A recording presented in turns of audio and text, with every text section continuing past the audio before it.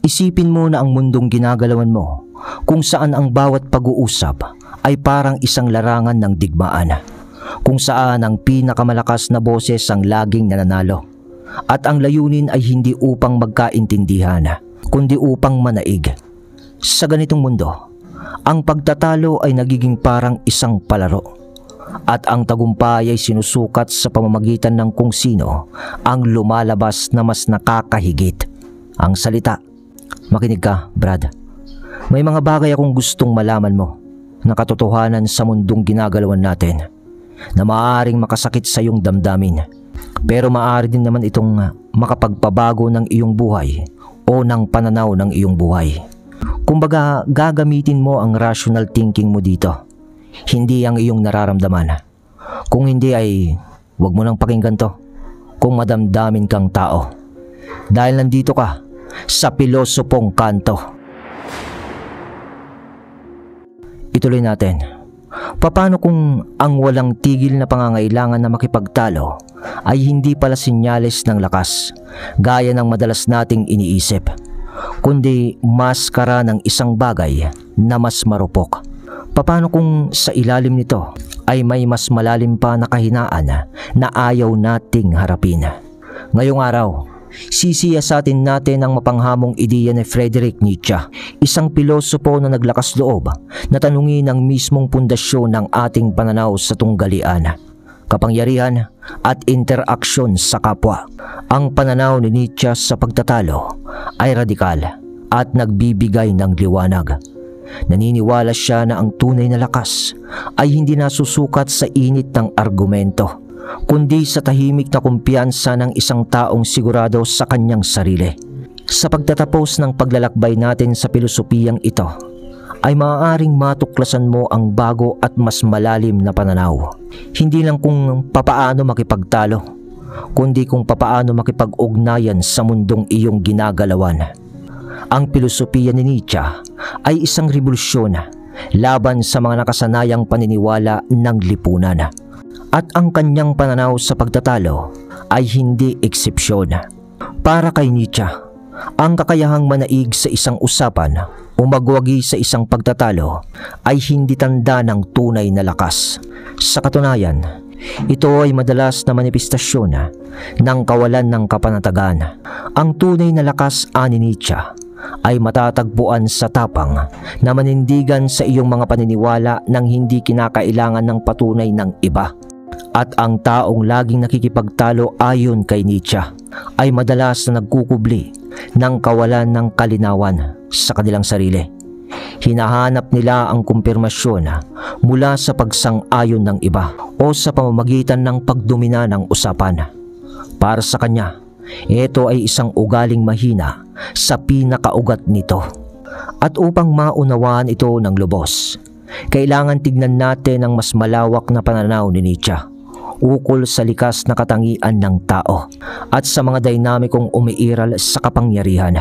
Bakit nga ba tayo nakikipagtalo? Ito ba ay upang patunayan ang isang punto? Ipakita ang iyong dominasyon? O ipagtanggol ang ating pagkatao?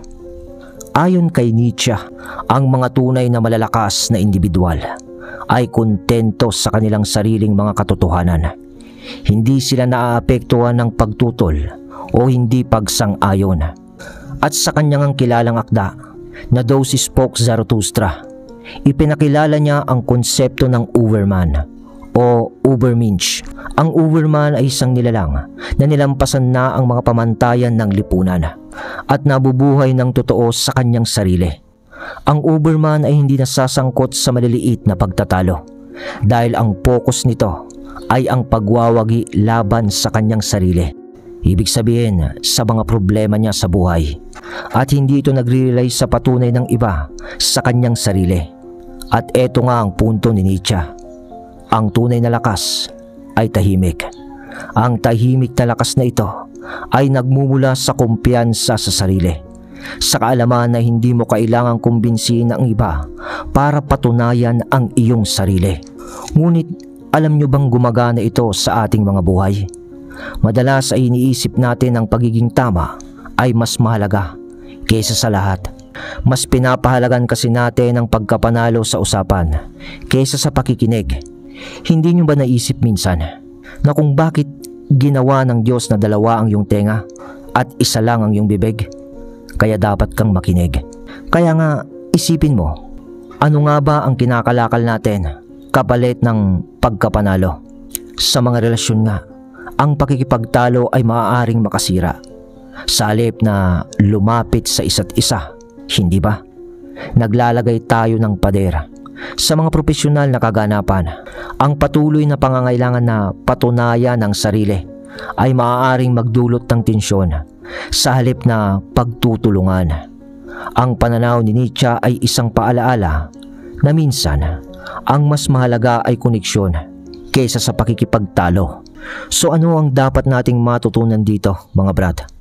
Ang tunay na lakas ay nasa pagtanggap, sa kakayahang payagan ang iba na magkaroon ng kanilang sariling pananaw o opinyon nang hindi mo nararamdaman ang pangangailangan na baguhin ito. Yun.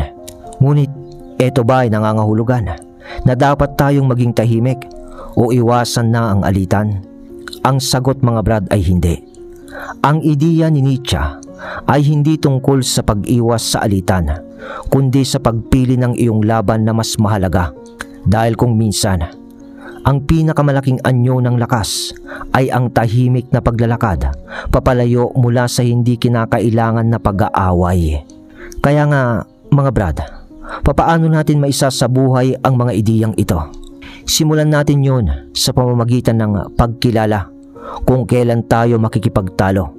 Dahil ba ito sa kawalan ng kumpiyansa sa sarili? O tayo ba ay nagtutulak ng ating pananaw dahil naniniwala tayo rito? O baka naman kailangan natin ng pagpapatibay mula sa iba? Mahina ka kung ganun. Kapag naramdaman mong kailangan mong magpaliwanag o mga tuwiran, huminto ka saglit at itanong sa iyong sarili, bakit? Bakit ko ito ginagawa? Kadalasan ng mga sagot ay magbubukas ng mas malalim na pangunawa tungkol sa iyong sarili. Yun yung mangyayari. Sa konklusyon, ang pananaw ni Nietzsche ay isang hamon sa ating modernong panahon, kung saan ay ang pakikipagtalo ay naging bahagi na ng ating araw-araw na pamumuhay. Sa comment section, sa mga influencer na napapanood nyo, ganon, at etc. Paalala lang ito na ang tunay na lakas ay hindi na sa boses ng pinakamalakas, kundi sa kumpiyansa ng katahimikan. Ang tanong ngayon, brad, ikaw ba ay nakikipagtalo upang patunayan ang iyong sarili o nakikipagtalo upang umunawa? Dahil sa pagtatapos ng araw, at the end of the day, sabi nga nila, ang tunay na panalo ay hindi tungkol sa kung sino ang may pinakamaraming salita, kundi kung sino ang may pinakamaraming resulta sa kanyang pamumuhay. Salamat, brad. Sana ay may natutunan ka. Ako si Mark, ang inyong narrator.